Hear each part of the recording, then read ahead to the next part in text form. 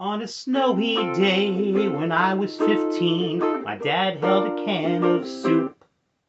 I walked out the door and the snow was drifting, covering the front porch stoop. Couldn't go to school 'cause the roads were closed, couldn't feel my nose or 9 of my toes. So my dad said, gather the troops, 'cause we're going to the woods and we're gonna cook some soup. Found my brother and my cousins and a pot and spoon. Got on the walkie-talkie with my best friend, said, meet you at the forest soon.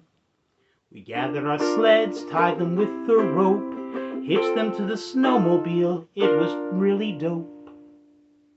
And my dad pulled us to the woods to cook some soup. Got out the matches, collected some branches, started a fire like so.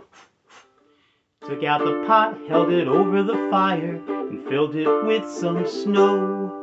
Well, the snow turned to water, the water to boil. It wasn't much of a gamble. The last thing to do was open the can, and slowly we added the Campbells. And we stirred, stirred, stirred. And my cousin said, why are we doing this when we have a stove at home? My dad replied, take a look around you, it's a memory to own. And we stirred, stirred, stirred, and the snow was falling down. And we stirred, stirred, stirred, you could hardly hear a sound.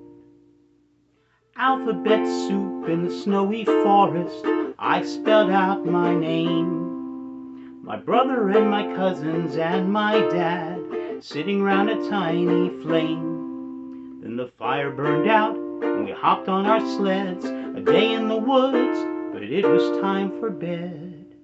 So my dad took us from the woods where we cooked some soup. Still on occasion I like to cook soup, although I use the stove. And just as I'm stirring I think of the forest and remember that day in the snow.